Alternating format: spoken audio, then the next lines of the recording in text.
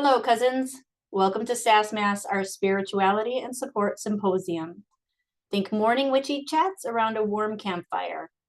The recording has started, and by participating in Sass, you agree to read and accept the terms of engagement, which we will post in the chat. We ask that you mute during the recording for clarity, during the meeting, and for the afterplay. We will now get started with a few announcements.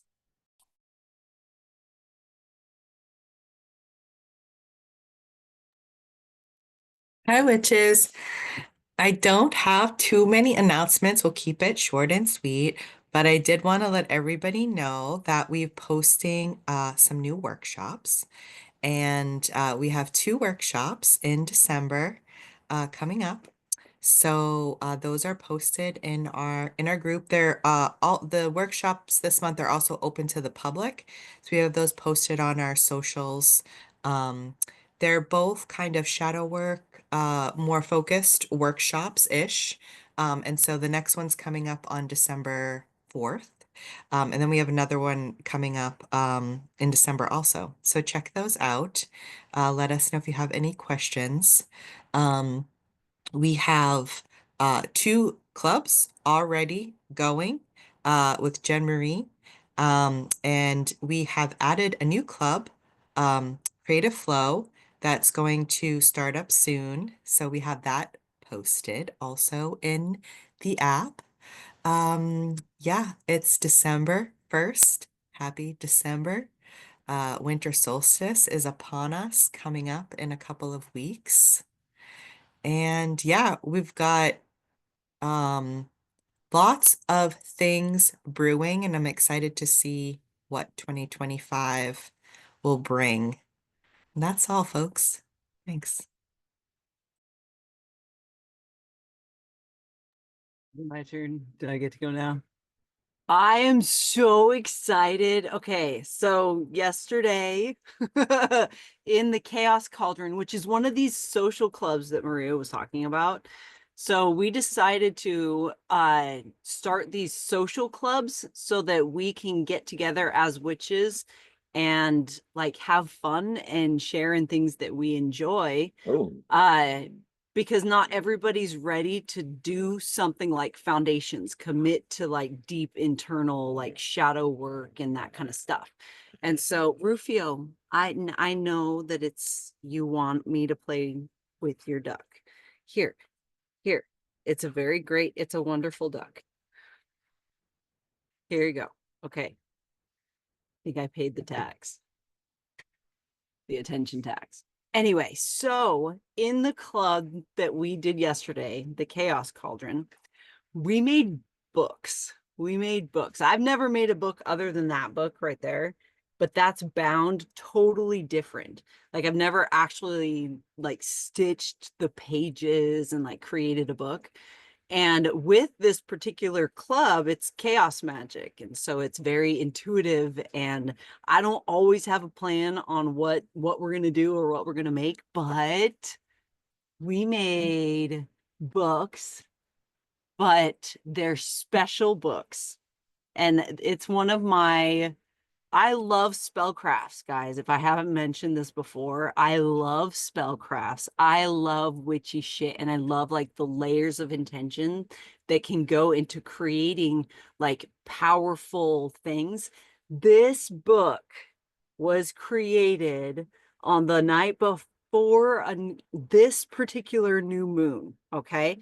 So this book is to document the manifestation of the working that I'm going to be doing tonight with the guild, with the coven.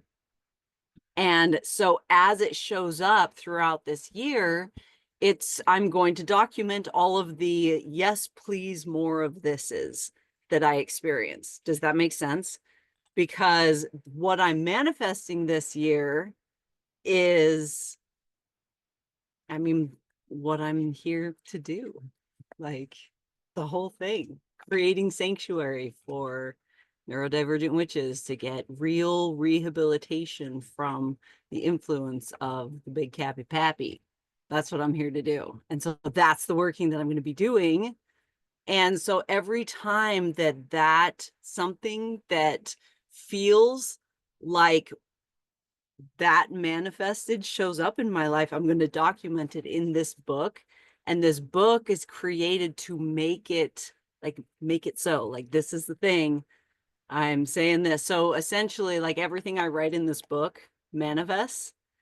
And to like cherry on top, what we did is and I mean, Kim's there in my Brady Bunch view. So Kim, but what we did is we took a deck of tarot cards and we shuffled them, and we drew one card for the beginning, the front of ours, and one card for the ending, closure of the book, right? And you want to know what I fucking drew, guys? You want to know what I drew? Oh, of course you do, because you're as into this as I am, okay? Drew the Ace of Pentacles for my beginning, the opening of this book of manifestation to manifest this like sanctuary, right? My heart's like pounding. Okay. Do you want to know what I drew? Of course you do. Of the back card, the Queen of Pentacles, which is the fucking Queen of Pentacles. Like, which the Queen of Pentacles is about like nurturing family and community and like home and having resources and abundance and all of that, which is what we're trying to do. And it's like, if I need validation, I just gotta fucking lean in, because that is so freaking cool. So I am really looking forward to start writing in this. And the other thing, okay, there's more, but wait, there's more, because this whole book is made out of recycled materials and scraps. So like the board that we used for the covers is like shipping stabilizer that we got in a package the other day that we like held on to, because intuition, motherfuckers, that was awesome. And this is like scrap fabric from a like something I made a long time ago. And so there, I'm excited if you can't tell. So what are you guys doing? What's your vibe? How's it going? If you don't have anything to talk about, I got another thing too. Because I started writing the book. I started writing in my book. I started writing the book. And by the book, I mean a book of how I see magic and my relationship with magic, and how what I see like the meaning of life and all of that, and the evolution of the soul and everything. So I actually started that this week, which is a huge deal because I've been putting off for a really long time. Uh, so I'm really proud of myself. Go ahead, Kim. I was going to say that I also used recycled uh, material from broom boxes from making poppets. So this is left over from poppets. I'm pretty sure it glows in the dark, but I have not tested that theory yet. And I don't know if you can see it, but I put lapis dust, rock dust on my skulls. And in case you guys were all wondering what I drew the High Priestess, which of course Jen wanted, but I got. So that was my beginning card. And I got the 9 of Wands on the bottom. So I'm gonna do the same thing. That was a good idea to write like what they are on the side, but that's mine. And I had actually made one other book before, and I had used like old thicker like spell paper that I could not like use because it was too thick, but it didn't come out that great. So I had kind of done one before, but this was my first one doing with like a hard like back. So it was cool. I had fun. Stephanie. I love those so much. Those are so awesome, and I love the card in the front and the back. And with the solstice coming up, I've been trying to think of something that I could do, and have a couple of cousins, nearby cousins over. And I think that I want to do that. So I wasn't able to make the club yesterday, but I'm going to watch it on the replay because that's fantastic. I can't even believe your card pulls, Demery. I cannot even believe that. It's amazing. And Go the ahead. thing is that I was giving Kim shit because she pulled the High Priestess, and I was like, "Oh, that's my card. That's like my thing, right?" And it's a beautiful card. This deck is like gorgeous. And then I really looked into the like meanings and everything because I just pulled the cards and I wasn't really thinking about it and was just like going with it. It's funny. It's funny to me. There was something else, and I forgot. Oh, yeah. No, dude, it is not a tutorial though.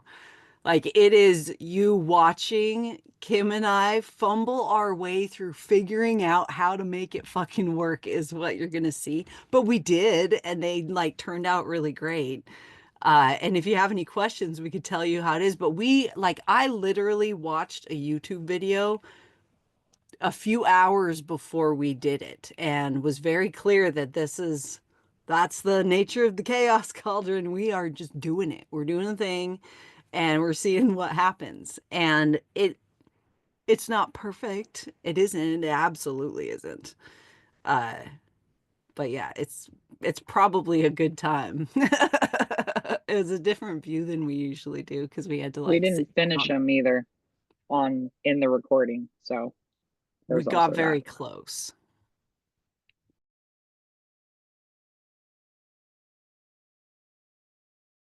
The reason the clubs are free for the first month, at least the 2 that I'm doing, is because I really want you guys to be able to like dip your toes in and to see if that group feels good and right to you, without making a like deeper investment. It's supposed to be a space that you feel good about coming and joining and sharing space.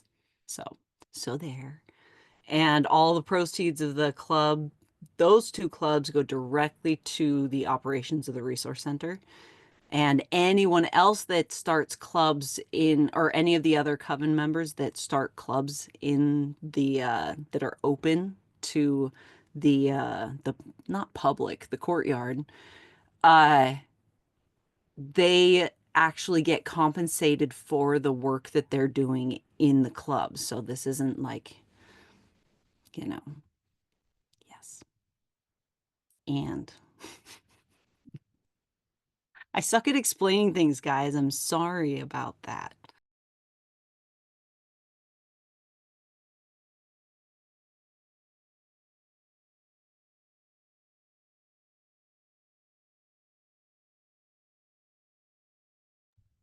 I love that my face is still like highlighted. So the bit posted to YouTube is going to be just me staring, waiting for someone to say something. So I might as well like say something, right?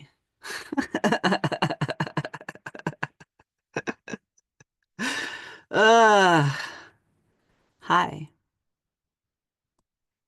I'm glad that I'm so high energy today. Like, I really am so glad that I'm so high energy today because today is a long day for me. Sundays are long days for me. But I think I'm excited because of the new moon. I really am. I'm starting to come out of my cocoon phase and things are starting to kind of like crystallize a little bit more for me. And I'm really, I love it when that happens. Oh, okay. So I'm still piecing this together because I kind of got it. Oh, you can go, Ray, actually. Good morning. Yeah, you were saying you're high energy, and yes, I am extremely low energy today because I just spent the last 4 days. I mentioned it on the live earlier. I spent the last 4 days with all of my husband's siblings and their kids and their dogs, and it was great. Like it was really nice. Like everybody was just playing games and eating a ton of food and watching Christmas movies and whatever. And we did crafts. We did it wasn't a salt dough, but it was baking soda and cornstarch. So it's like a little heartier than salt dough. We made garlands. Um, and yeah, and it was a very fun time, but it was just very chaotic and so much. And so now I'm just like drained. And so I'm just like, I'll just be here quietly. So that was it. So I can jump right back into also.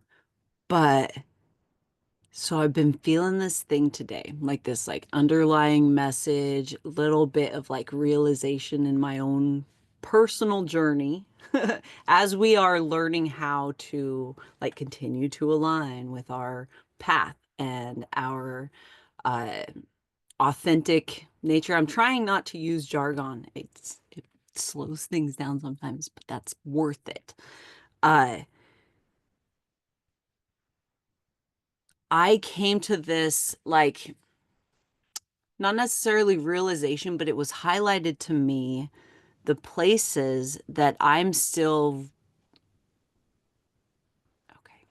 I'm still trying to figure out how to word this because it came through earlier today, right? You know how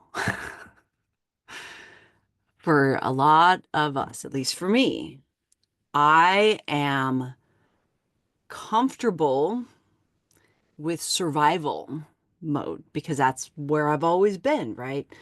That I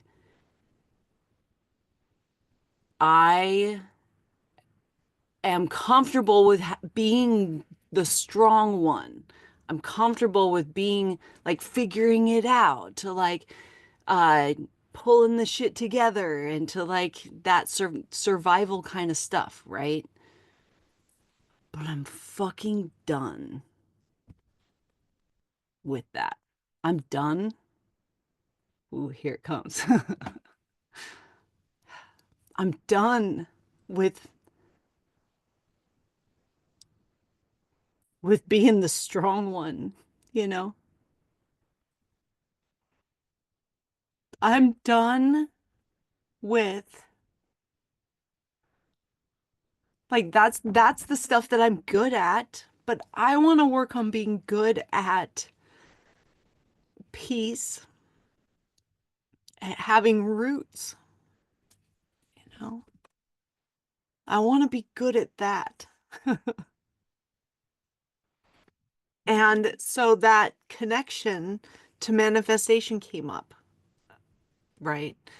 Because when we are telling ourselves and when we are known as, you know, the strong one, the one that can take it, like it's hard but they got it, and priding ourselves in our ability to like, you know, get through and to survive, right?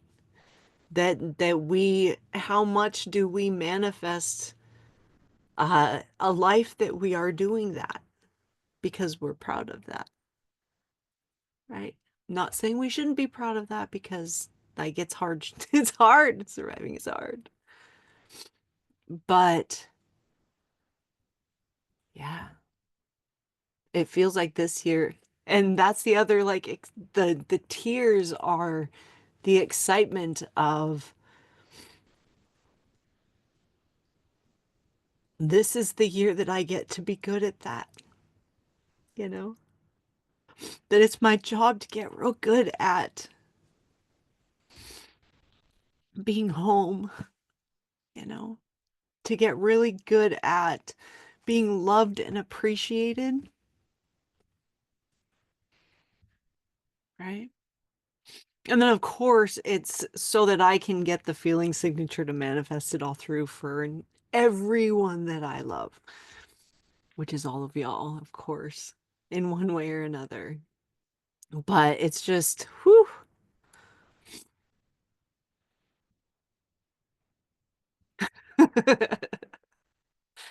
Yeah. Receiving is hard. It really is. It really is. And then knowing like when to ask for help and when to trust your path and like what is what and how to like Hi, Kim. Kim woke up at 6:30 this morning before My dawn. comment was going to be that you have roots now because I you are part know. of my roots I know. and I have roots. So you're part of my roots. So just let it, just saying that out loud instead of sticking Right. it in the chat. And that's why I get to experience that. Yeah. Mm-hmm. Which I haven't. So it's like, it's pretty great. And I'm always saying that all you need is a feeling signature. And Kim just fucking invited a fucking atomic manifester to her house. An atomic manifester with a fucking vendetta. It's almost like the two, like, because I feel like we're both very like manifestors. So it's like you put the two together and everything just goes like, and it tends to happen. It doesn't always happen the way that we expect it to happen, but it fucking happens. And it always looks different than what we actually thought it would look like, but it fucking happens and it happens quick. And then you start trickling in other members of the like support team. Like you get 3 of us together and it's like the shit that we're capable of doing in a few days is just like mind-boggling because we're all neurodivergent and what we're doing at the resource center and for Bright and Dark is our special interest. And so can you imagine, like, I think there's 7 of us now. There's 7 of us, right? 8? I think 7. I think there's 7 of us now that are all dedicated to supporting all of you guys in whatever your journey looks like, right? But Alexa does your math. But what we're doing is what we're passionate about. And we know that this is like, this is the thing. This is like our birthright to fucking be a problem. And so when we get together, amok, man, in really cool ways. Give us 3 days and we have like a whole new program and a whole like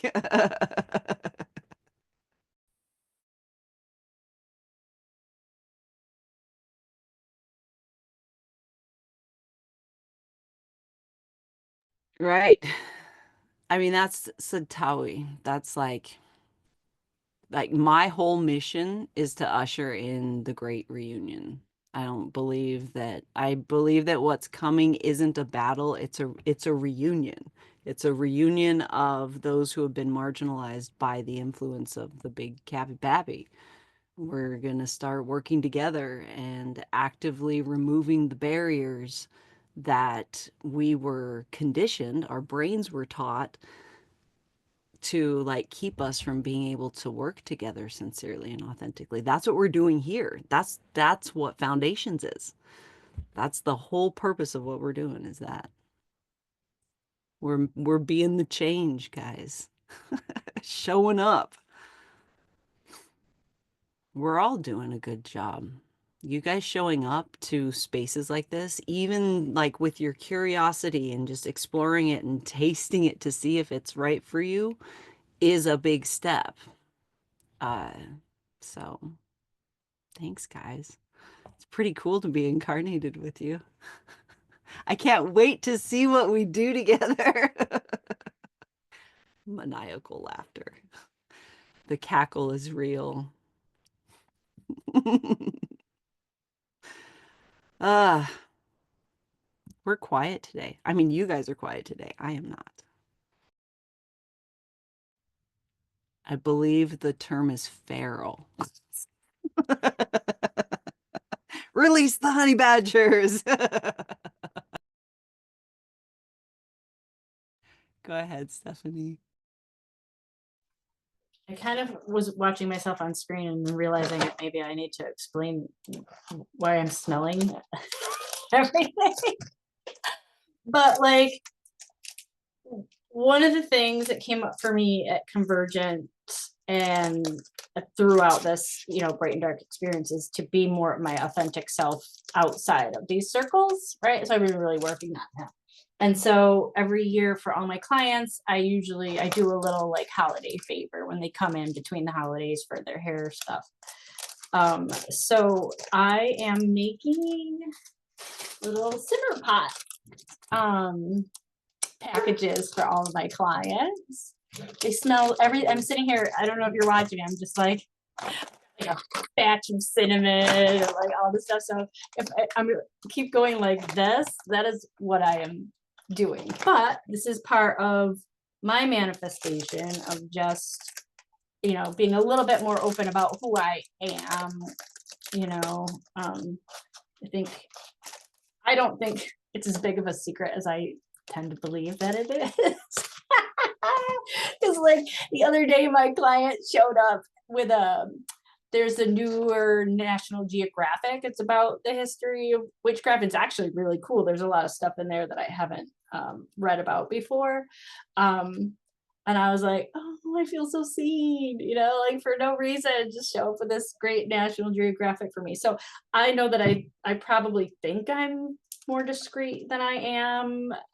I'm not. But anyway, that is what I'm doing. And that is part of how I'm stepping into that goal of mine to be more of who I am with the outside world. So, Marie, I think your hand was up next. Is a way in also.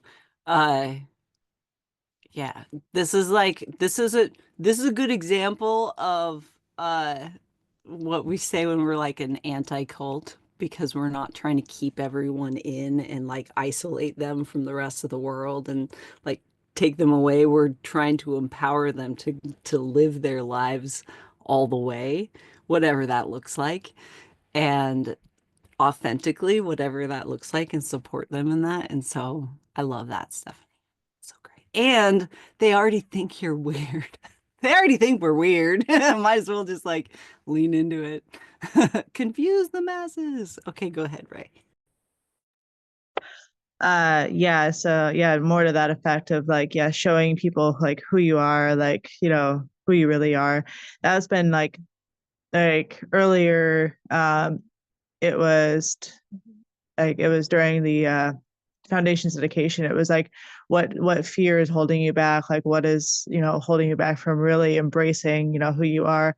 And the fear is showing myself even to those who I consider like in my inner circle, like, or close family, or people that are around me all the time, like even just lowering that guard a little bit more. And like even like my best friend, like she doesn't know the extent of what I'm doing. And so it's like trying to like bring that out to, and not fearing her reaction, not fearing like that she's gonna like go away, like she's still gonna be there. And so it's like I'm looking forward to if anyone has like suggestions on like how to like overcome that, and how to have like assurance that it's going to be like okay, and then like those people that you are so close to aren't going to leave you, and if they do leave you, it's for a good reason. Like that's still what I'm trying to like navigate and work with and figure out how to do.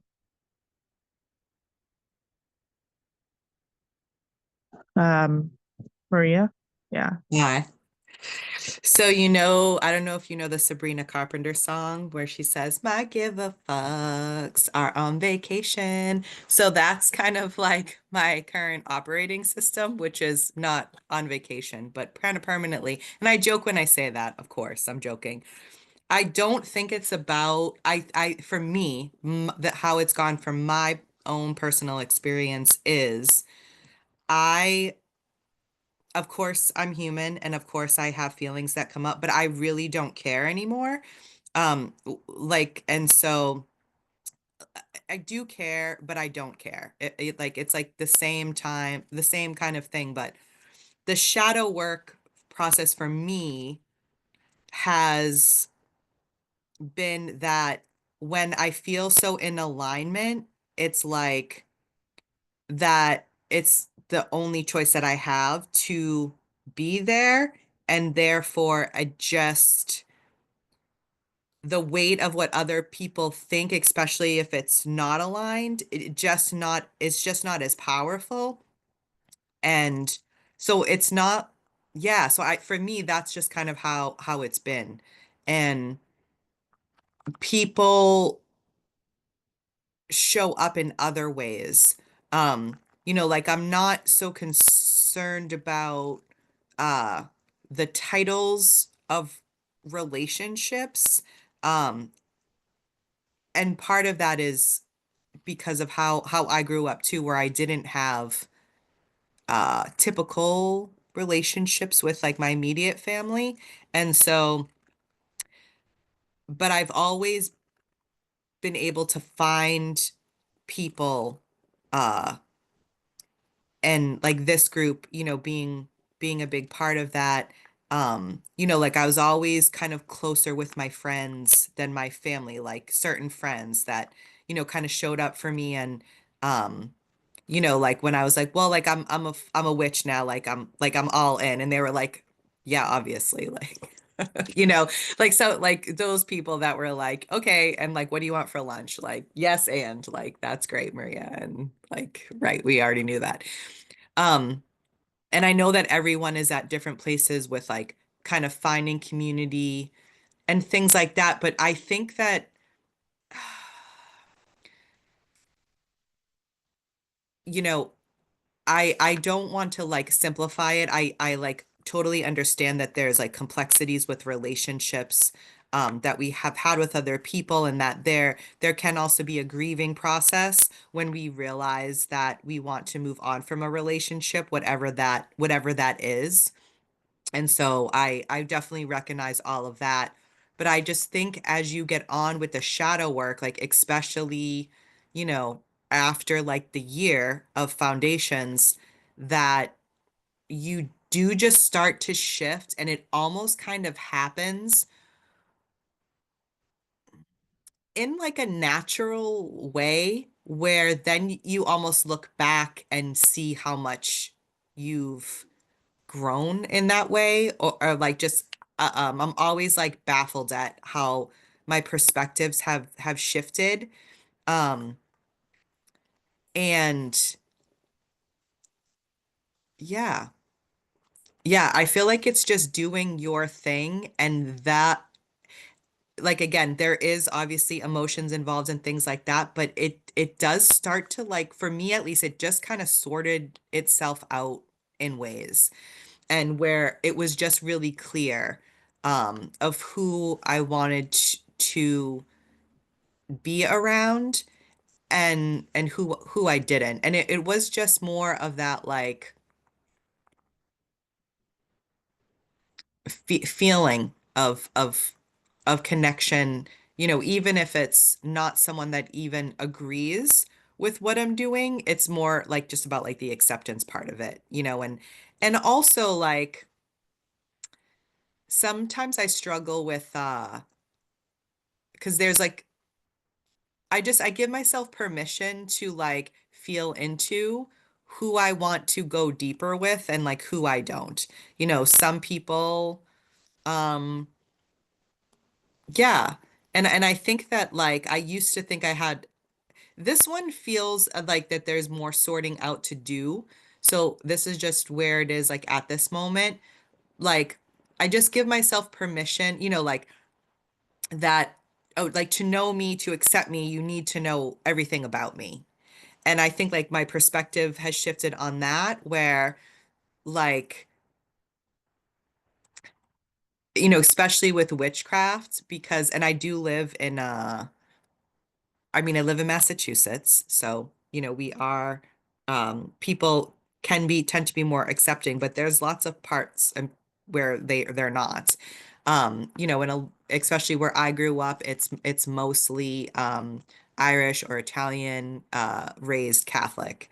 And so, you never know like what you're going to get when you bring it up. like that you're a witch. And so sometimes I might like say like I'm witchy and I might not, like, and so I sometimes don't full out say exactly what I do. And that feels like there's a little more digging into, but I think safety first, and with that. Um, and sometimes I just like blurt it out and I just like let the chips fall and I see, what like people have to say. I will say that, you know, it's really interesting when you do start to share. What I found mostly is that then people also start to share like experiences that they've had more than like reject what I'm saying. Like they'll be like, I did have like this one time where I thought I, saw like a past loved one, or, I've always kind of been interested in crystals, or it always have end up being more of a connective thing with other people. But like I said, I know everyone's in different circumstances with different people, and like I said, safety first, like with sharing. I'm gonna stop talking now. Did I answer your question? Did I? You did, yes. Yeah, that was very helpful. Yeah, it's yeah, because I just started like the foundations, and like I've been doing a lot of like, I guess, well, a lot of like introspection and stuff like that. But I just started the shadow work with foundations and everything. So yeah, it'll be really interesting to see how everything shifts over the next year, and I'm really excited to see that. And I have noticed that I have started like kind of alluding to it a little bit. Like, for instance, my brother-in-law was in the library with me. We have a library in this old house that we rent, and a lot of my witchy books are scattered throughout there. And he kind of like noticed some, and I was like, oh yeah, you see the witchy stuff in there, that's me. And he's a pretty hardcore religious person, but he's also very accepting too.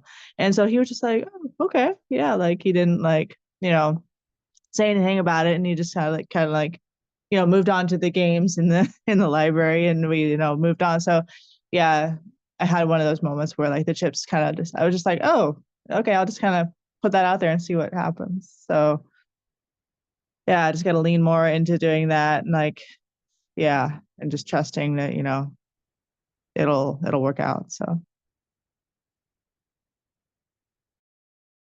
Okay, I think Yeah, Wit's let's see. next, and then I think Satawi has a weigh-in as well, but Satawi, do you still have a weigh-in? Because your hand isn't up, but it says it in the chart. Okay, perfect. So Wit, and then Satawi, and then Renee. I lost a little bit of where I was at for what I exactly wanted to weigh in with. But oh yes to everything that Maria said, because usually we're on the same page with things and Maria says stuff and I'm like, yes, that's exactly what I was gonna say too. And like I still have situations where like I determine what I'm going to share. And kind of like you had said with your brother, just diggle it in just a little bit of this here and a little bit there. And what I've really realized in thinking about that shadow work piece of it is I really examine my fear around why I don't want to share, or the fear around losing somebody who I do love. And like why I'm so fearful of losing that relationship. Because that usually gives you a lot of answers, which is like, oh, do I really want this? Yes, you do. It's a lot easier if you do. But that is where when I have that feeling of like, ooh, I'm not sure, there's that safety piece of it, of course, but like for somebody who I value in my life, that I think highly of, that, I want to continue to be in my life, if I'm afraid to tell them, then that gives me more information of, some areas to work on for myself, and then also to be examining with them as well too. I'm one who for years is like, a chameleon. It's like a superpower kind of thing that I have, that, I can, probably a lot of us can fit into a lot of different groups of people, and so with that, you hide pieces of yourself. And so, like really examining of why we are doing that and how we can stop doing that. And you're not going to be perfect with it. It's not going to work. You may lose some relationships that you really valued, and that's tough. But there's also a community here to support you through those as well too. Like those feelings are valid. And by all means, you should feel those feelings. You should sit with those feelings, and it's a tough place to be, but doing that work and coming out on the other end is huge. So, all right, I think that's everything I wanted to say. I don't know. I lost it. So here we are. Take what resonates with you. All right, Renee. Or no, Satawi, I think you were next. Hello. So I guess basically what everyone is saying, but what helps me with that piece of kind of being afraid of losing people, is that when I go in, like witchcraft is just, one aspect of who I am. And when I'm being very authentic, I really lead with love, kind of like what I said, like I really lead with that. And I just sort of use that to connect with people. And then I sprinkle in, like everybody else does, little bits of myself. But I find that because I grew up in, around rodeos and the country, and everybody's very Christian, and I went to Catholic church. And I found that when I'm a loving person and I kind of represent my own brand, who I am, and witchcraft being a part of that, and I just show how loving and compassionate I can be, that I really don't lose a lot of relationships, because of that or anything else. And of course, there's going to be exceptions. There's going to be people that fall away. But that's kind of my motto: is go if you must, but stay if you will. And I just take that expectation off of myself. I don't worry about who's going to stay and who's going to go. I worry about what I'm doing and what I'm presenting. And that offer of love, I find so many people out there need that. So a lot of people connect on that level, and it kind of helps take away the anxiety of, are they going to leave or not? When you just focus on that connection and that love piece. And I don't know if that makes any sense, but I hope it does. That's all I had.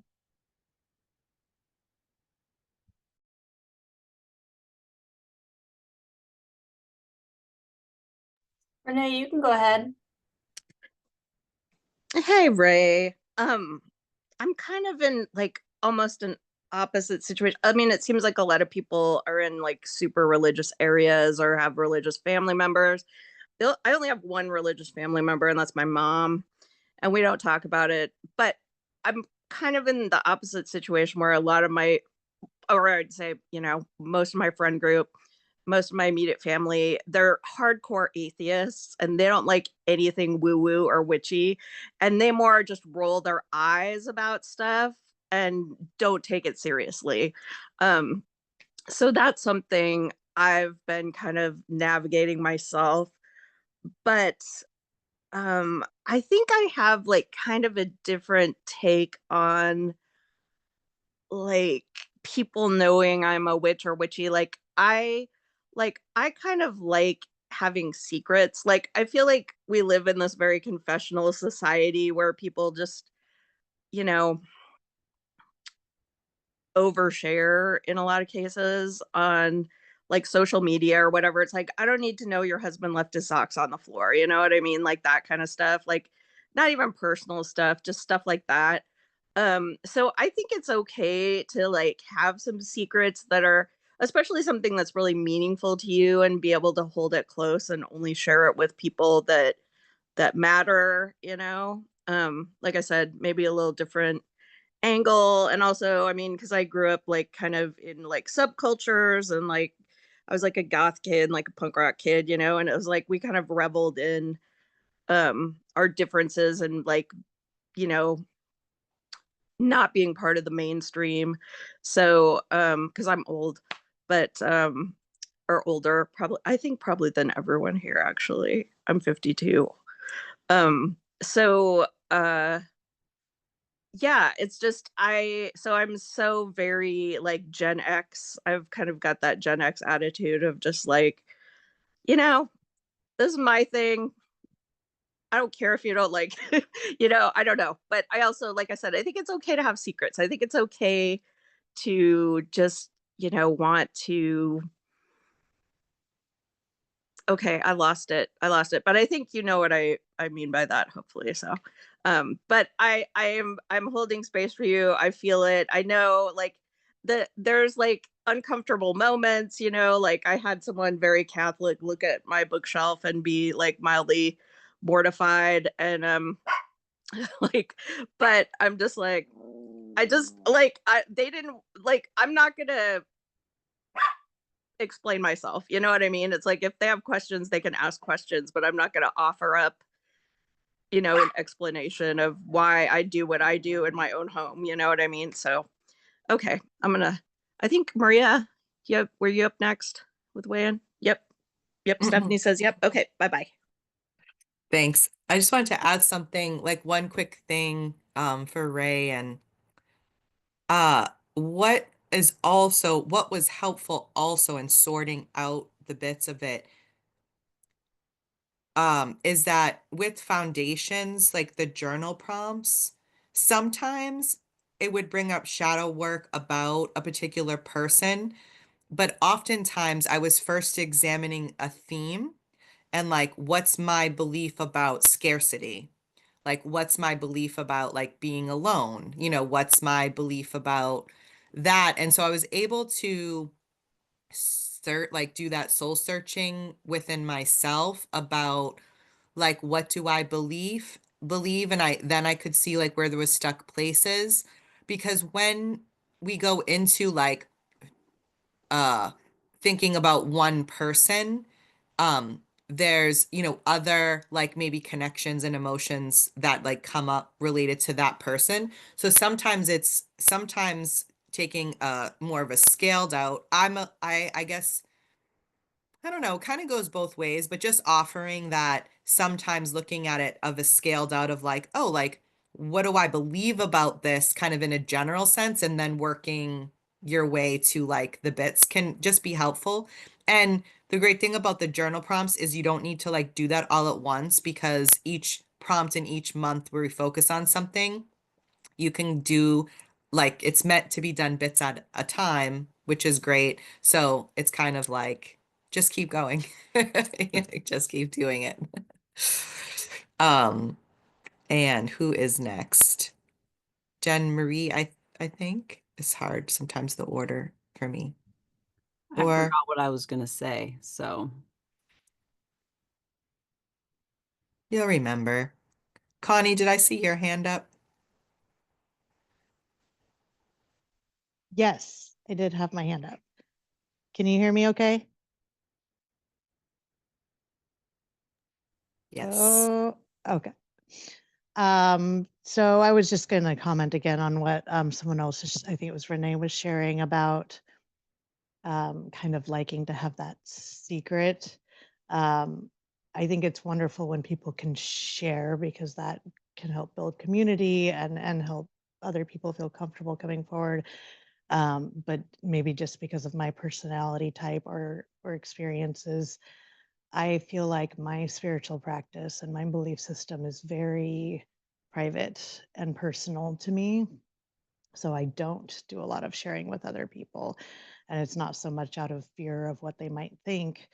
And I'll share a little bit here and there, but it's more, it feels like a special, not so much a secret, but something that I don't feel like I need to share with people very often. That's it. That's all I had to say.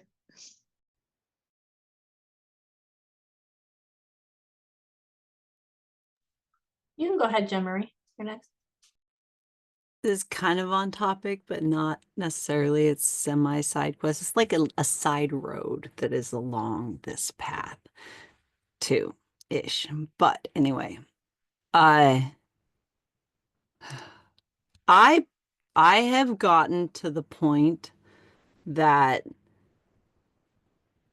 authenticity and vulnerability are like super effective filters, social filters, when combined with healthy boundaries. Like they're so good because, and same thing with the fucking dating scene, by the way, guys, too, right?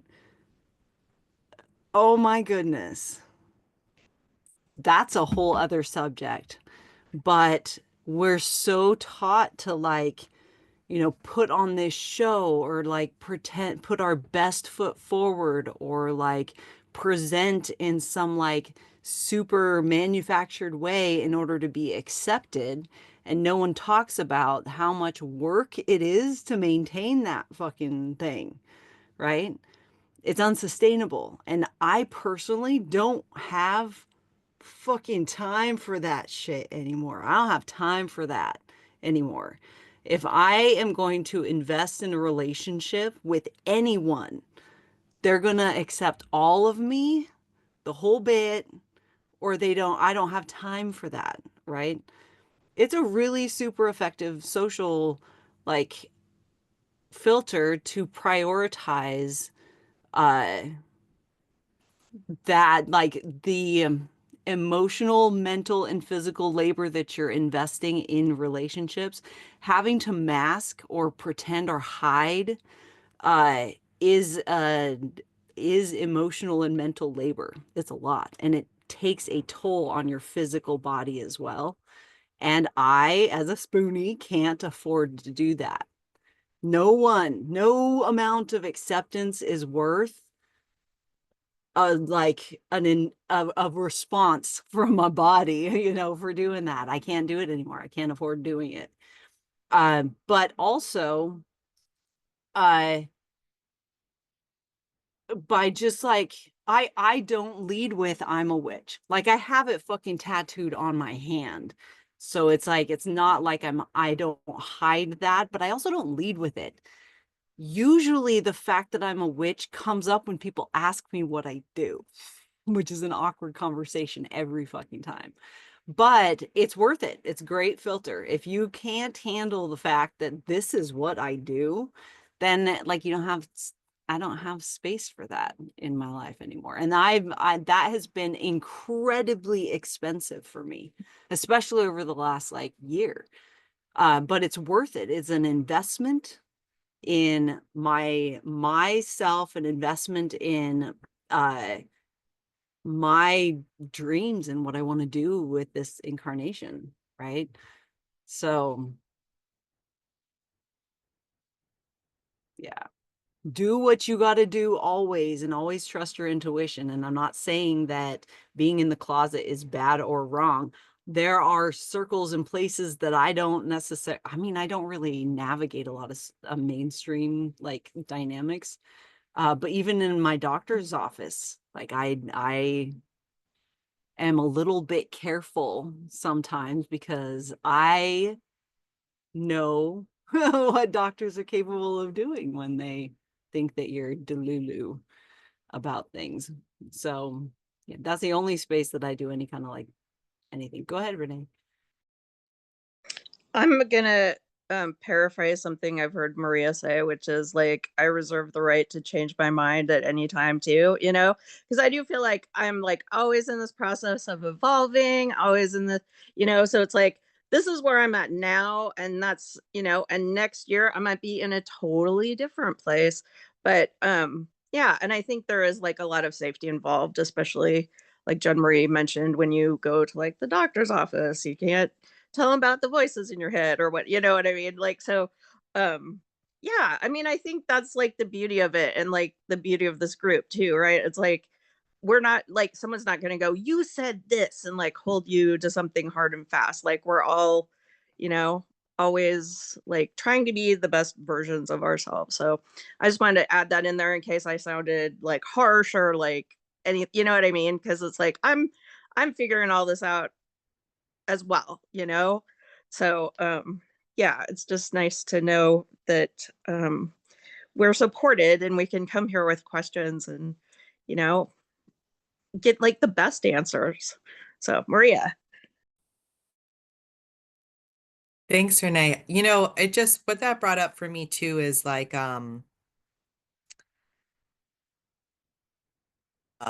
that like when we gather here, it doesn't matter so much of like how long you like been doing the thing because it's the sharing of perspectives that is like the magical part of what we're doing. And so like um and we've been like deconstructing hierarchy, like those of us that have been doing it for like a minute. And so like I understand sometimes how when you come into a group, I'm just saying this in a general sense, not like about anybody specific at all. But you can feel shy at first and like reserved and wanting to feel things out, or you can feel that, oh, like they've been doing it so much longer, so they must know. I don't really, the more you do this, the more is like, I don't even know anything. Like, what do I even know? I don't know, right? Like, nothing is real, time is irrelevant. Like, am I even in this timeline? I don't know. Like, like, where am I? So it's like the more you get into it, it's like the more you don't know. And I guess, wanted to say, because things are shifting majorly. And even within the group, like things are shifting, which is okay. And it's not scary. Like we got it, it's good. So I'm not trying to scare any, like say that as a scary thing, but like things are shifting and you kind of, feel into the flow of things. And if we weren't all connected or in alignment in some way, you wouldn't be here. We wouldn't be here together, right? And so that's such an amazing thing. And so, like, yes, like there are some things where I look to Jen Marie for maybe sorcery because she's been doing it for a really long time. And so yes, there are some times where I may look to Wit or someone else. Like Petra shares a lot of like knowledge, but it's like, but it's like a sharing of information, but it's not like a better than or like we know more, so we're like gonna tell you this and that. Like, but it is take a bit of like that deconstructing. Anyways, all of that to say is that what we're doing here is so important and like the sharing of perspectives. And I know that sometimes it can feel like scary to share, but everyone learns so much when you do. That's all I wanted to say. Thanks.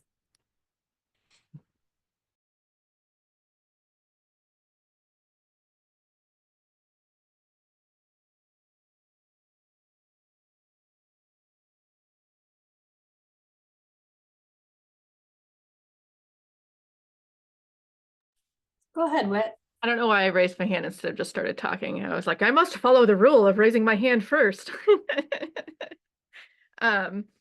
So to riff off of that, I think that it's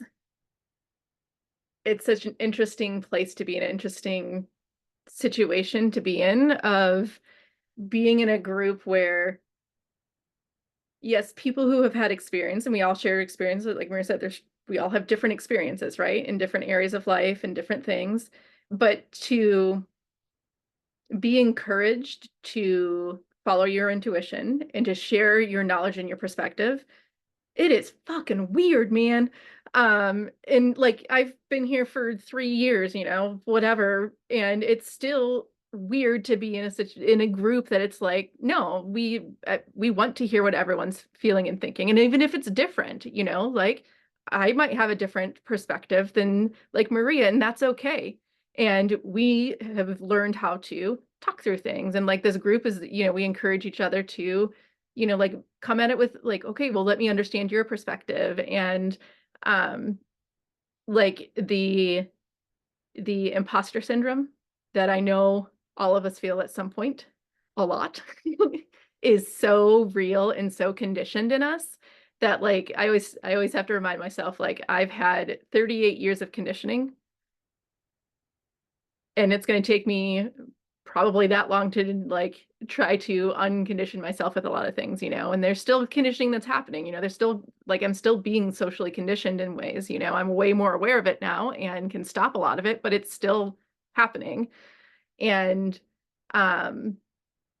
it's just, oh, I just lost my train of thought.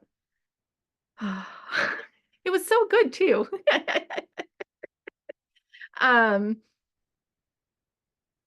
Yeah, like I would, and what made me kind of think of this is too, and kind of want to riff off of Maria, is that like I'm working on developing or writing or working out a ritual to do on the winter solstice to step into my magical name.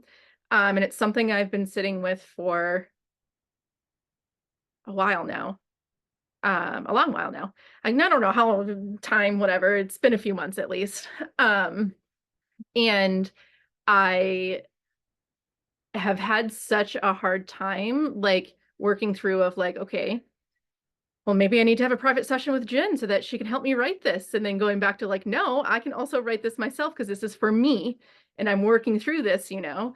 And like, I plan on using the guild to help, you know, like work through some things or bounce ideas off of, because that is my coven and that is who I want to work with to like kind of help get different perspective and different thoughts. But I don't know, I felt like I just wanted to share too of like, you know, I've been doing this for 3+ years. I've written rituals for this community to do in person and virtually. And here I am like trying to write like my first big, like true, like personal, like, okay, I'm ready to step into this this person that I want to become. Though it did take me a long time to realize too, that it's not that I have to be this person, like my magical name. This is the beginning of it. This is me starting to become who I'm meant to be. But like, God, the ability to talk myself out of doing things is so so heavy in there.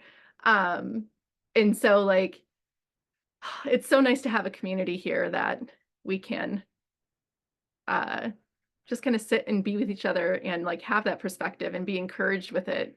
And to be called out on your bullshit to also be doing it. Because a lot of times I can be like, oh, if I'm oh, I don't know what to do for this, and I take it to the community, they're like, well, what do you think? Well, what do you want to do? Which is always like, but you know, we sit with it and we're good with it and we say, okay, you're right, I should turn inwards. All right, I have rambled now. I don't even know where I was going. So thank you for listening to this rant, my TED Talk. I'm gonna go over to Jen Marie now. This is kind of a weigh-in, right? So kind of, right?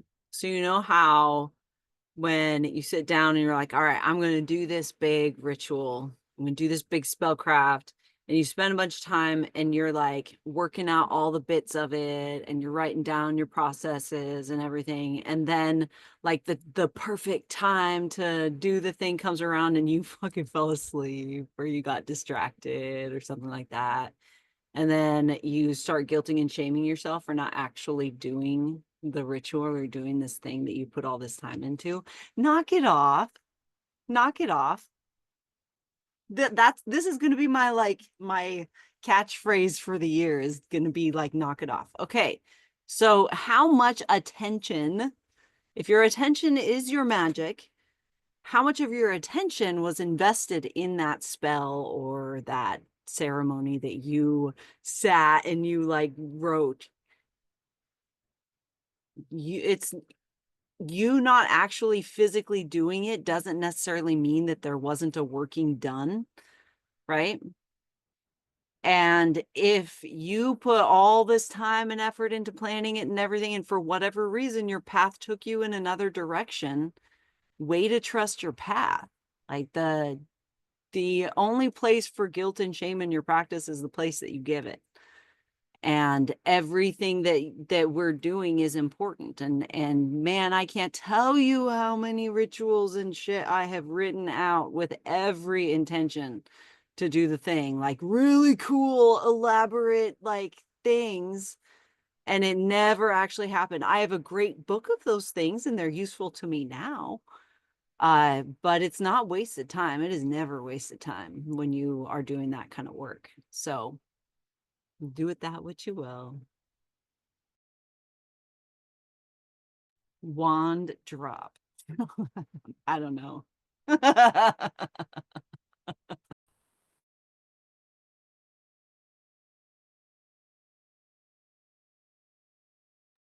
I don't know, ritual that goes as planned. Someone's always like lighting themselves on fire, or like the dogs are getting involved, or the fire alarm goes off, or like but I'm a chaos witch, so like maybe that's my vibe.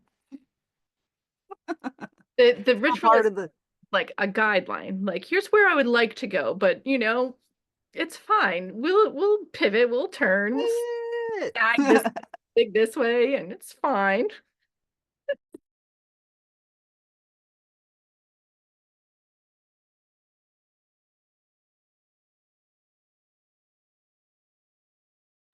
I love writing rituals and ceremonies and spellcrafts and stuff. I think I've said that like 3 times in this thing. Oh my God. I think I need to put it in my book. Go ahead, Renee. I had a little witchy revelation last night, which is that I love knickknacks. You know, I love my little things and my little treasures and all my little, and I've been that way since I was a kid, like with all my little stuffed animals, you know, and model horses and all that kind of stuff. And then I realized last night, I'm like, oh, it's because I'm an animist. Like, I really do feel like all of my little toy, like every little thing in my house has its own little spirit inside of it, and they make me happy, you know, and it's a good feeling. And I think the reason I've been thinking about that too is I have this, I'll put a picture of it in the app, but I have this crazy unicorn bust that I got, and the woman I bought it from on Etsy, it's from like the 80s, and I think it was like a store mannequin, but it's a unicorn. It's crazy. I'll put a picture of it. But like the shipping on it was going to be like $200, which is just, you know, come on. And so I got a hold of the woman to see if she could slow boat it to Alaska, you know, like the cheapest freight I could get. And she's like, I think you're supposed to have this. She's like, I have this really strong feeling this is meant to be with you. And so she put in all this extra effort to ship it, super, you know, slow boat, but like, you know, like a tenth of the price basically. And but I have it now, and I'm so attached to it, and I just feel like it's like a household guardian. Like I actually want to do like a consecration of it as like a household guardian and spirit. But yes, like I just kind of had that revelation last night. Yeah, I'm an animist on top of everything else. Like, I do feel like all my little trinkets have like a little life of their own, kind of. So, and toys, and I think that's why I've always been so attracted to that kind of stuff and collecting. And I mean, I don't know if anyone else is a collector too, but it's interesting. Like, I love digging through junk shops, you know, and it's kind of the same way. Like, there's certain things that'll ping you and you're just like, oh, that needs to come home with me. And then there's certain things you're like, like, like, no, no, no, that, no. Anyway, I just wanted to share that was one of my little recent little witchy revelations. So bye bye.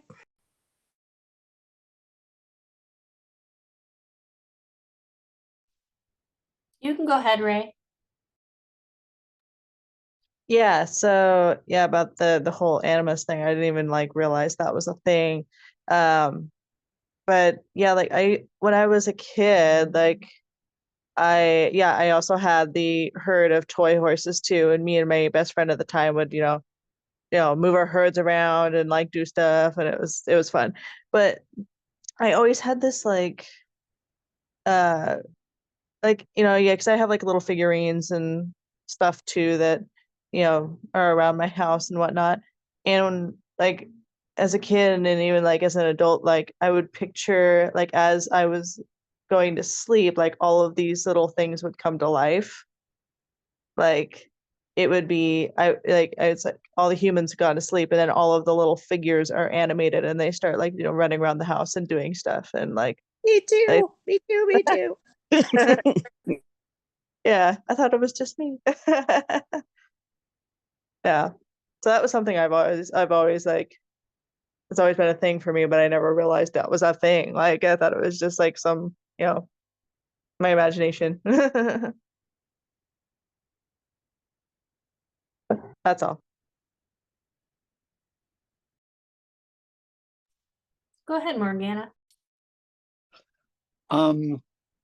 There was a certain period of time where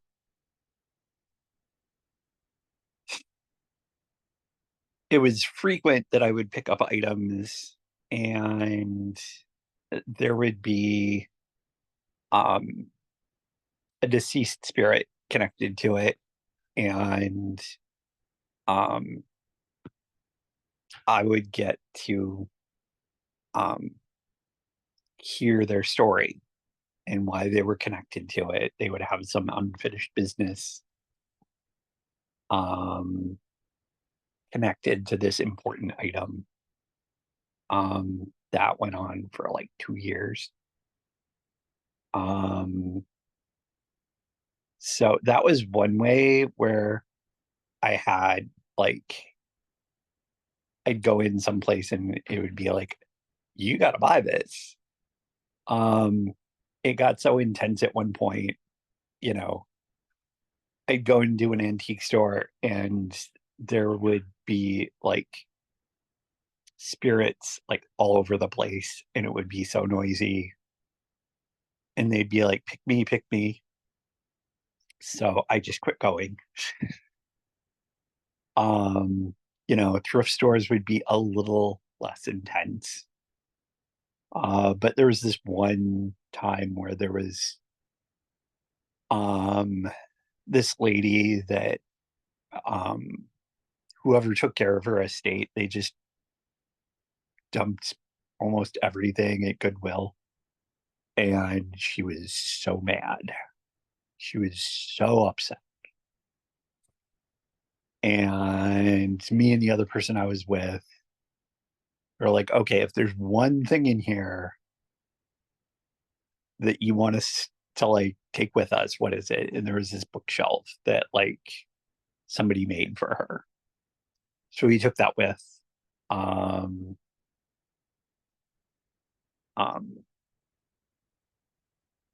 We heard her connection to it. And she was just really, really hurt that like, they just really didn't care. And in that instance, we were just like, okay, we've heard your story and we've done what we can for you. It's time for you to like move on. But typically like they'd say their piece, we'd acknowledge it and then they'd leave. The animism part, whenever I tried to do like some kind of minimalist downsizing kind of thing,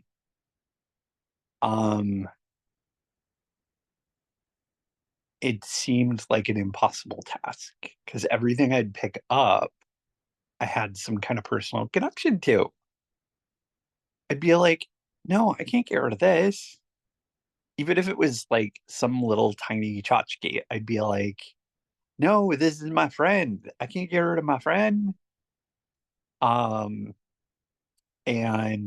how I connect to like my wands, my crystals, my other magical components.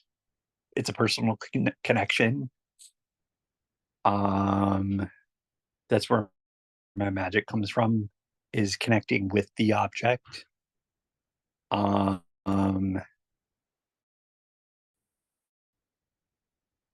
So I very much do see each object as an entity with energy and in some cases a personality. And so that makes a lot of sense to me, and it happens for me. Some things where I have like a massive collection and I'm like, I really don't need this. And then I like take it out and I look at it again and I'm like, no, I need this. It's my precious. I must keep it. So, um, let's see. Looks like Renee is next. Yeah, I just, if it's okay to weigh in, Morgana, and I've got like a little more to riff on this whole subject. So when you said, you go in a thrift store and you can tell someone's like life was just dumped there, like I feel that so hard. Like it just breaks my heart. And I used to go to these country auctions and you'd see like there'd be like a whole table full of salt and pepper shakers, and it's like you knew that was someone's like life's work. And it would make me so sad. And then I would, but the way I've kind of come around to accepting it is I'm just like, well, that didn't mean anything to their family. They didn't appreciate like that this person loved these things. And so now it gives other people that will love them the opportunity to like bring them home. So that's kind of how I reconciled that. And also like I just realized, my immediate family is very small, and like so my collections, I mean that's another thing, honestly. Like I think about like being in a which retirement community is like I'm going to try and tie this all together. So to avoid being, part of capitalist culture, like a lot of the things I collect, I like antique stuff and vintage stuff. But I have a friend who she only wears used clothes, right? Like she won't buy any fast fashion, she won't buy anything new. She only, buys things secondhand, which I think is super admirable. Um and I just feel like, in the event that my stuff needs to get passed along, I like the idea that it could go to people that would appreciate it and use it. And especially like the witchy stuff, so um I think about that too, like I've spent a lot of time like building a pretty fun library, I think, and also, maybe not wait till I'm dead to share it. You know what I mean? Like, I mean, that's another thing too. Like, I mean, it's like we'll still be around peeking around at stuff when we're dead, but like also, um, you know, all right, I keep losing the plot today, but I think everyone knows where I'm going with this, so I'm gonna hop off.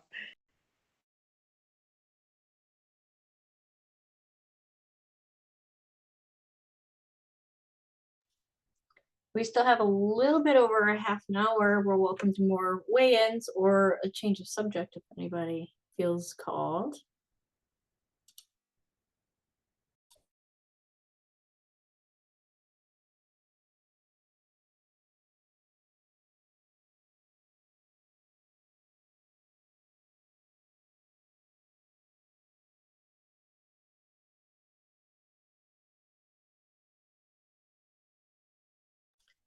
Go ahead, Petra. I was just about to start humming the Jeopardy music. So. That's awesome. Well, now I regret not waiting a little bit longer. That would have been hilarious. This was just a way in for Ray. I was like writing it down, but also my dogs have been chaos this morning and we have someone moving in downstairs and everything's been ballistic. So I was just like, I wrote the things and I've been like doing a bunch of stuff. So, Ray, are you still cool if I have a few thoughts about your first share kind of about things? And Yeah, you can remind me what I said at the same time. Great. Thanks. Okay. Oh, this is for Ray, I think, not Maria, but Oh, some of sorry. the I things thought you said Maria. No worries. I'm a little mumbly this morning too because I'm sleepy and my room is cold. So I was like, I'm cozy. Everything is tired. But yeah, this was just I just wanted to kind of like validate, I think we all have like our different perspectives on like, you know, the kind of like how we get to the like I don't give a fuck part anymore. But I also think that it's really not but and I think like that part's important, and I like love that for all of us that are like, hey, and I think for anyone who's like, okay, cool, but like also I'm not there yet. That's scary. I kind of just was like, I remember those feelings, and I often a lot of my trauma healing involves like acknowledging both those parts, the part that's like fuck you, I don't care, like kiss my ass kind of, which she's been around since I was a teenager. She's great. Um but the other parts that are like younger and more tender and are like, but I want to belong somewhere, and like how do I be safe if I don't belong anywhere, and like what if these people won't take care of me, like that kind of stuff. And so I just wanted to kind of like um bring in some stuff for kind of that part of it. Is that kind of um like validating that like as a human being it's very primal and like very like we are social creatures, and I know I say this all the time, and so it's like this is old hat for most people who've been here for a minute, but for me they're like, yeah, we've heard you say this, Petra, but like not in a mean way. I'm like, I'm gonna do this all again. This is my autistic soapbox. um is just that like we are social creatures, and we survived through the millennia being in social groups, and I would say fitting in probably more than we necessarily belonged, because I don't really know like I think it's important to differentiate between those two things, and I think that it can be really hard to metabolize that kind of very almost intergenerational primal fear about not fitting in, like not like being left, being abandoned, being left out in the snow or exiled or whatever. Like these are very valid things.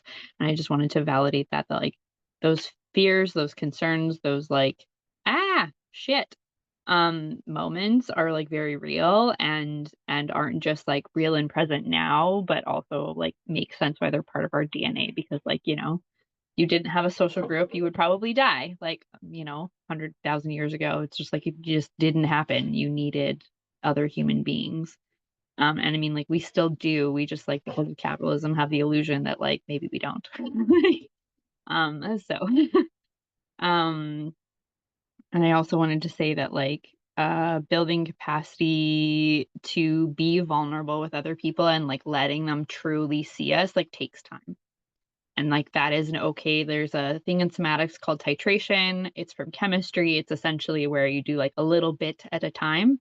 Like it's really okay to just take it really slow, and like with the books, with your that family member being like, okay, I'm just gonna like do a little test.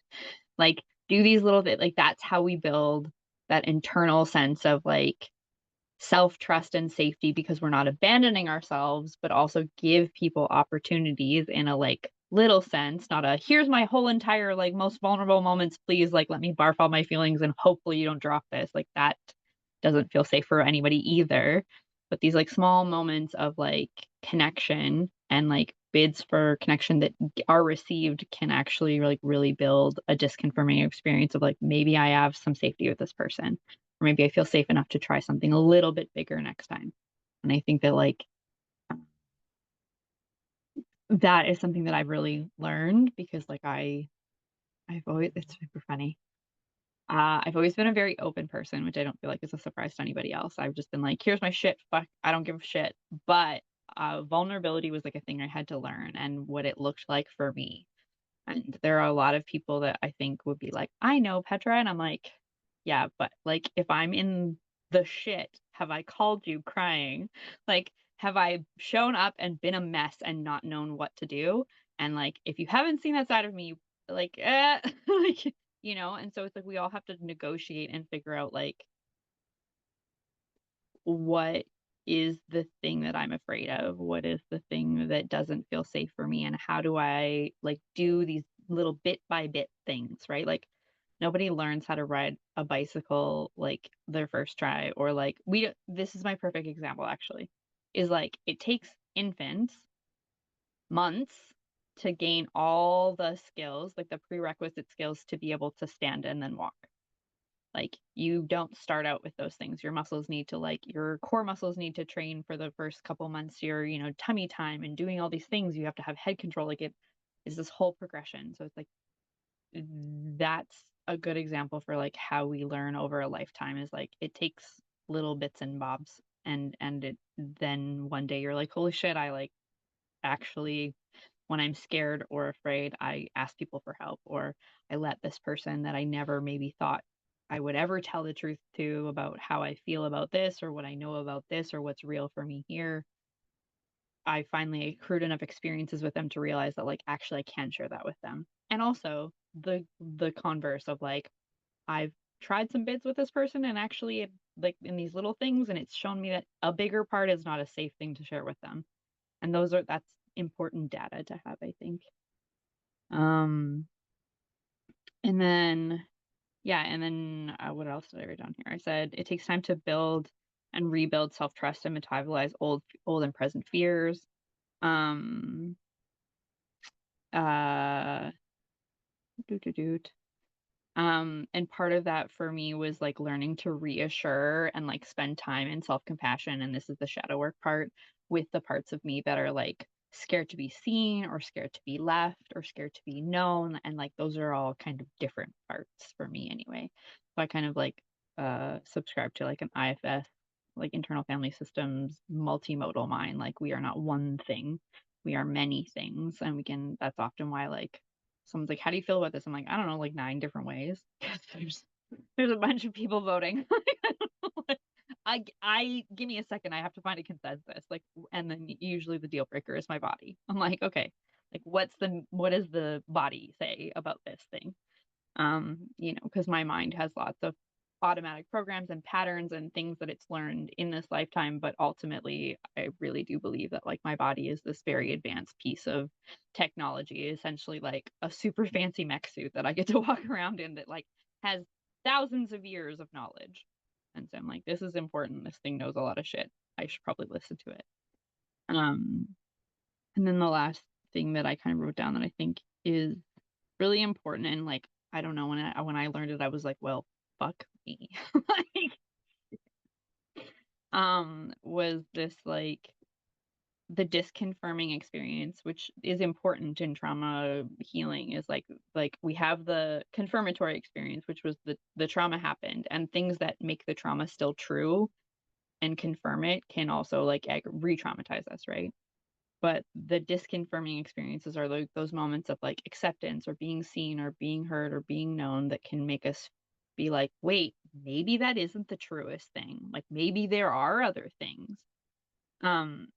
And it like takes building capacity for the vulnerability to actually experience those things. That was a hard thing for me to realize, where it was like I can't just like run into those willy-nilly, because that's actually like kind of re-traumatizing too. It's like too fast, too much, too soon. But was, for me, as someone who has like a lot of emotional neglect from childhood and abandonment and all these kinds of things, was that the disconfirming experience of the old traumas, of those old wounds, wasn't always like that the other person responded well, or that they like actually didn't abandon me. It was this moment of being like, I've built enough capacity and tolerance to risk losing this person, because I would rather lose them than lose myself. And that shit is super potent and also terrifying and really intense in a good way. Like it's a lot to kind of go through. You're like, what the hell? I had no idea. Like if I had known this 10 years ago, I would have made so many different choices. Well, I wasn't ready then. Like I just didn't know. And I didn't have the capacity then either. So I just wanted to share that as like, I think lots of times our brains, our parts, like the patterns can be like, it has to go perfectly this way, or else everything is terrible. And the truth of the matter is that like the more capacity we build to have our own backs and to be authentic, whether we're accepted or not, and that takes time, And this is a great place to do that because like we're pretty like go with flow. Like we fuck with most anything, I think. Like we're like, whatever, let's do it. We rock with it. Let's try.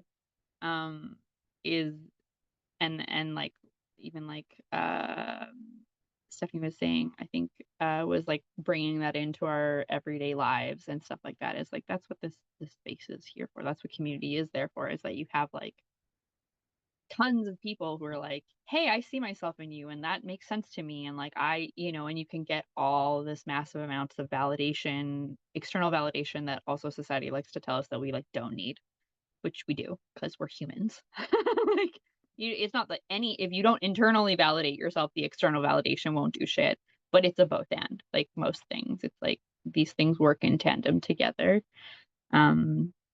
And the more we can internally validate our own experience, the more capacity we have to receive external validation. It kind of like these things flow together. It's really one of my favorite things. It's just like, I hate that like no one can love you if you don't love yourself. And I'm like, I just bullshit. And also like, it's both. Like if I can't accept love from you, then like sometimes people teach us that we're lovable. And then we're like, oh shit, that's true. Like I didn't think that could ever be true. And then we learn in layers of like, okay. So anyway, that's my TED Talk random ramble info dump about and I'm really glad you're here. And yeah, I think that like one of the most beautiful things about community, and I think Jen Marie was kind of talking about this earlier, and it was just like making me think about this, was just like that like we get to learn to belong to ourselves together. And I think that that's really fucking cool. So I love you all. And I'm really grateful to be here with you and learning and growing and doing all the things. Okay, bye. Petra. Amazing. Thank you. Because like I just had like a light bulb moment myself because I've been working on a little something different. I've been working on my feelings and responses around maybe criticisms. I'm being wrong. Whether they're constructive criticisms or not. And I come from, I have two parents that were raised by abusive alcoholics, and it was not safe to be wrong or not perfect all the time. But your point about, going all the way back to being like left on the side of the mountain by your community if you didn't, adhere perfectly or, whatever, was something I hadn't thought about. And then being in my body, which is, tons and thousands of years of information and those kinds of things. So that for me, I just got total goosebumps. Like that for me was really huge because now I think that gives me a new perspective when I am facing those things like criticisms or feeling like I am wrong or things like that. So I really appreciate that perspective. So I just wanted to say that. So thank you. Thanks, Petra. You're welcome. I'm really glad it helped. I feel like it's one of those things too where like there's a lot of social media stuff that's kind of like your body is leading you astray or like kind of this like there's this weird invalidation of trauma responses things that it really just drives me banana pants because like in this whole polyamory thing that I started like last January, it caused me to gaslight myself instead of listen to like, no, you're terrified of this person. Like this is not like, oh, you're kind of nervous because you're not like there were these things. And it's something that I'm realizing is that, like, we don't always understand what the body's saying, but it's always saying something. And like that's the piece where it's like, if we can get into it and we can learn to build capacity to like listen, the information is there, the data is there. And it's often just like the sitting and like deciphering and kind of like building the skills to do that. And I think that like there's a lot of like, we're a very like mind centric society, like, very much so. And I think that it's like really interesting to me because I'm like, this, like, our minds, even like in a evolutionary standpoint, like our frontal lobes are like meh, 200,000 years old, maybe. Our bodies, our nervous systems are like our lizard brains, millions of years old. Like that thing has been living, like figured it out, like for millions of years and kept us from not dying. So I think that it's like there's just a lot of like the mindset, mind focus, mind whatever stuff gets this like, oh, this trump card of like, hey, like it knows all the things, and I'm like, thinking thoughts is not actually like the flex we think it is sometimes. There's like really like important stuff in my body that like my brain will be like, I have 9 million stories, and then I'm just like, can I just like check in with the space in me that's tense and be like, what is here? And like use my mind in that way to like connect and bridge. I don't know. I think it's neat shit, and it's like obviously my special. I love talking about it. Yeah, you can have this back. I think it's just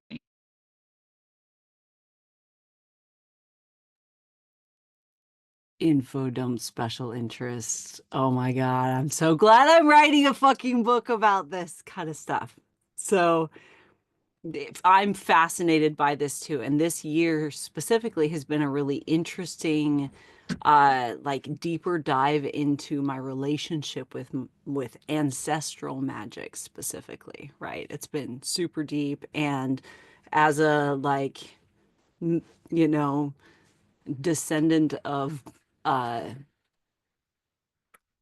don't know what I can say on you, Schloob, but I've had the last few generations have been kind of fucking problematic, right? And so I've been doing a lot of work in that like area. But the way that I look at uh, my relationship with my physical body is actually from a more animist kind of perspective. I see my physical body as a um like a sacred animal of this earth, right? Created like a combination of countless generations of genetic contribution have gone into this physical body that I have a consensual symbiotic relationship with. It's through my physical body that I'm able to actually engage in the physical world. I believe that I have a physical body and then a body in the spirit world or energetic world, and that my actual brain is where they connect. My brain processes the sensory information from both experiences. I believe that the human experience is a collaborative one, and that when we are human, this is our opportunity in the evolution of our souls to make a choice on how we want the reunion to happen, right? That we are all one. And we get to choose through how we engage with this system that we are incarnated in. Are we going to force that reunion through control, like to control everything and make it stick together? Or are we going to come to that reunion from a place of collaboration and mutual respect? And that's where I'm at, right? And so I apply that even to my physical body. They have a thing going on that I have no idea about. They actually know more about this incarnation and what we're here to do than I do, because I am subject to the veil of forgetting. I am the observer, I am the decision maker. But the only access I have to information is through my physical brain that was programmed by my primary caregivers in early childhood experiences, right? And so my whole practice in a lot of ways is uh, undoing that work and relaying my neural pathways in a way that is that connection and collaboration. And that's what I do with my physical body. So I am working toward as much respect and uh holding real space for them and allowing them a place at the table and understanding like how they work so that I can be a better advocate for this like whole system, because I'm the one that's making the decisions for all of us, right? So me being the dark fucking witch that I am, I got to this point with engaging with my body in a way that if I was in a vegetative state, how would I want someone to wash my face? Right? How would I want them to brush my teeth? You know, or take care of me? How would I want them to, what feeling do I want them to have in their heart as they're engaging with taking care of me? Right? And that's how I engage with my physical body, or try to. It's so hard because we're so deeply programmed to engage with our physical bodies in this way. It's a whole process that has taken years for me to get to even where I am now with it. But it just felt important to like share that, because it like has to do with all of this. I love this. It's so interesting. And with our physical body holds the genetic like memory of everyone that every life that contributed to my physical existence, right? Which is countless generations of experiences that's held within our genetic memory that we have access to if we learn how to listen to it or how to pay attention to it. But we're in survival mode so much that we don't have the opportunity to be like, hey, what's going on? Like what is it? We process what, 50% more information at rest as a neurodivergent person? Like what the fuck are we processing, right? I want to know that. And so anyway, go ahead, Virginia. Hi everyone. I'm sick, so I won't speak for long. My throat isn't in a good state. Me, it's another subject I wanted to speak about a little. It's about the higher self and the animals. I start with the animals because it's easier and funnier to explain. I said before here on Earthbeat that I have vivid dreams, and in those dreams there are animals that are with me in every dreams since a few years. There is a female wolf, which is white, that I call Blanche, because white, Blanche, same. There is a black cat that I call Nyx, like the divinity. It's a male cat, but his name is Nyx. So anyway, and I had this funny idea to buy. I don't know the word in English, but I'll show you the object. So I think you will get what I'm speaking of. Something like that.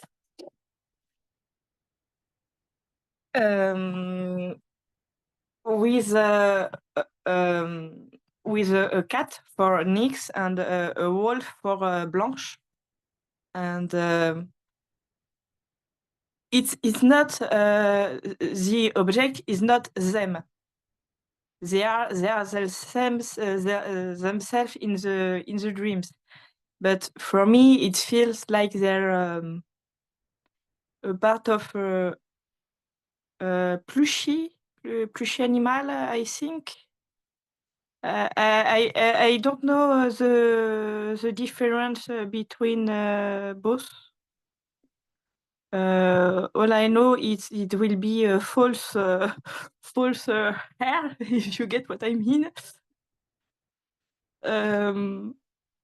And so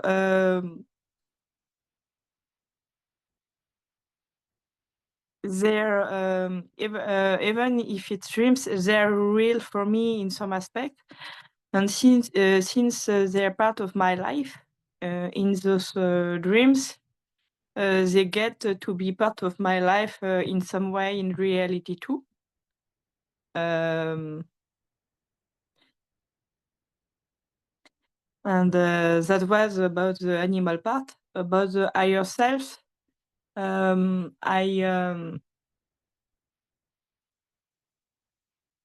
found myself being different in the dreams,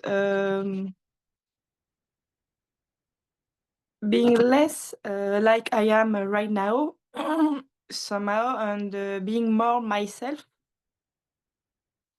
And it feels like I'm sometimes, not always, but sometimes I'm being my higher self in the dreams. And some things that I have noticed mostly is that first I will act like a kitten, so very cute. And second is I'm around people that are I wouldn't say they're higher self themselves because for me it's a state of mind, so kind of. But people that did their that went their path and that are mature. I don't know the word in English, but I think you guess what I mean. And so I'm with them, and I know that I'm secure, and I don't need to have protection or to be careful or there is no need for it, not even need of thinking about it. So for me, I feel that the higher self is not about only about ourselves. It's also about people we are in relationship with, and that's what I wanted to say.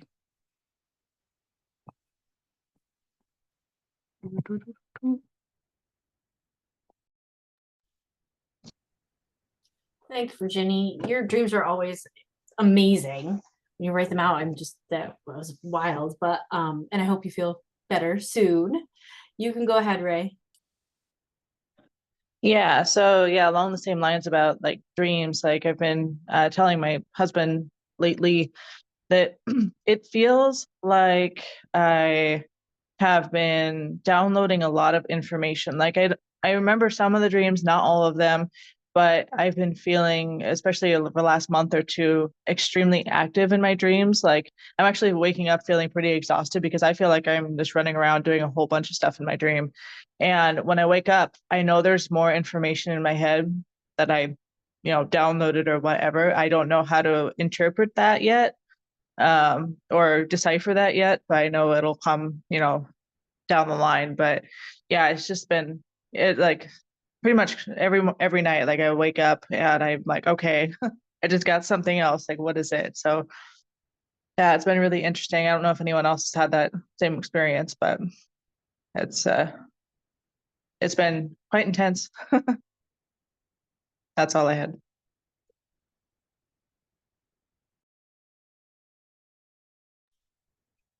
We have about 6 minutes left if anybody else has a weigh in or something they want to add up. Maria, go ahead. So I have a weigh-in, just something to consider. But I get pinged about creating space during the non-sleeping hours to receive information. Because I find that like the dream space sometimes is the place when we can get those messages because we're sleeping. So guides or spirit are like, oh, like they're sleeping. Let's get them the information.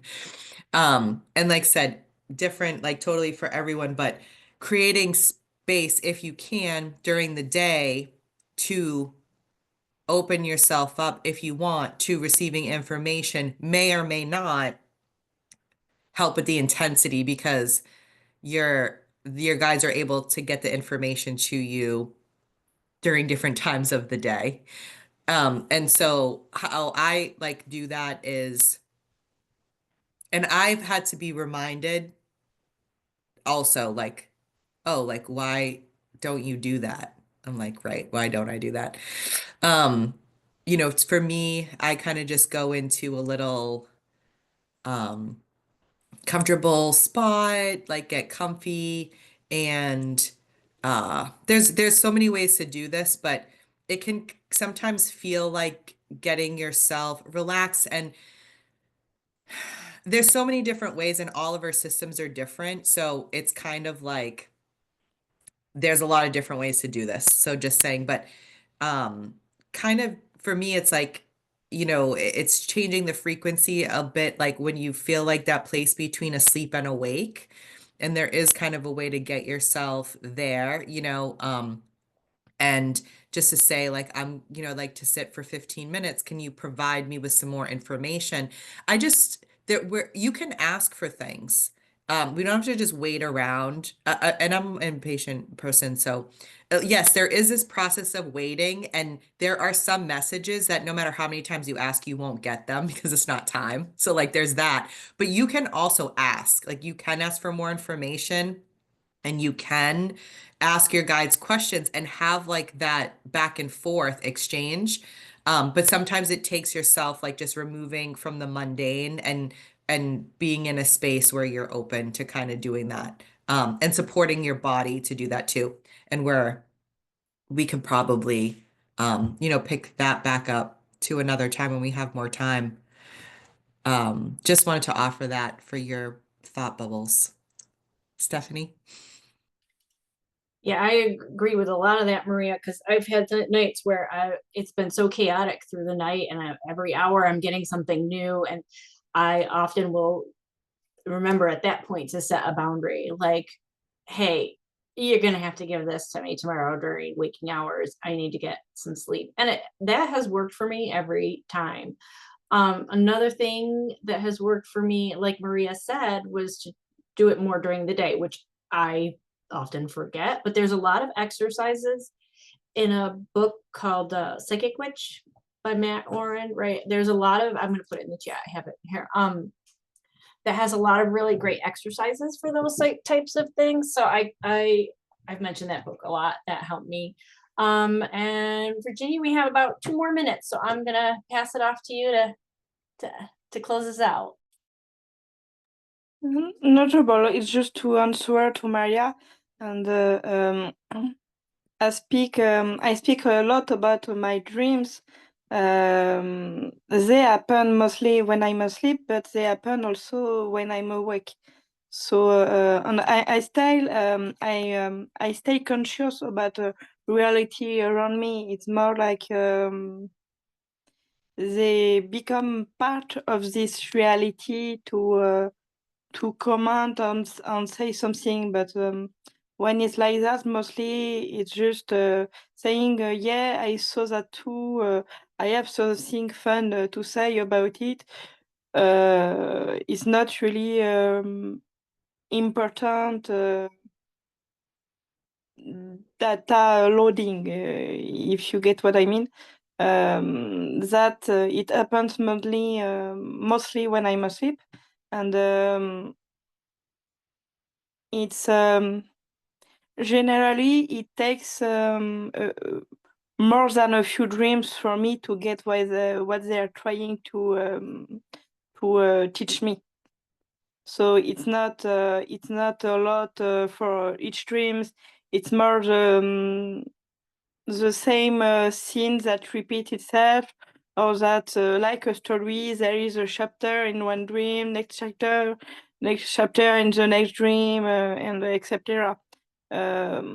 What I spoke of in a bit about the Chinese temple, it's dreams that I have since 2 weeks, that I am having those dreams and dreaming on a little bit something else in each dream.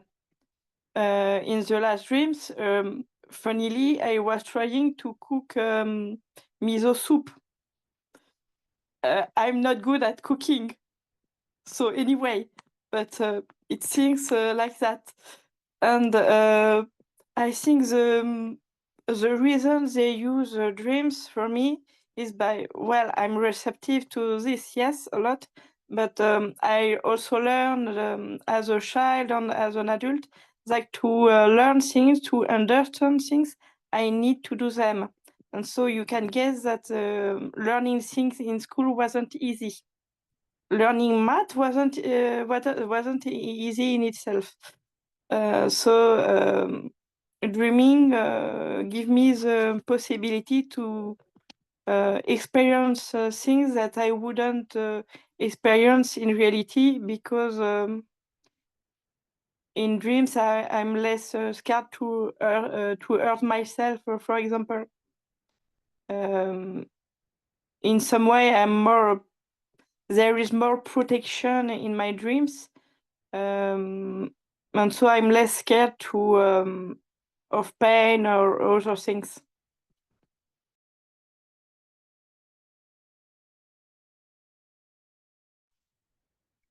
Thank you, everyone. It's a good sass. And enjoy the rest of your day. Bye. Bye.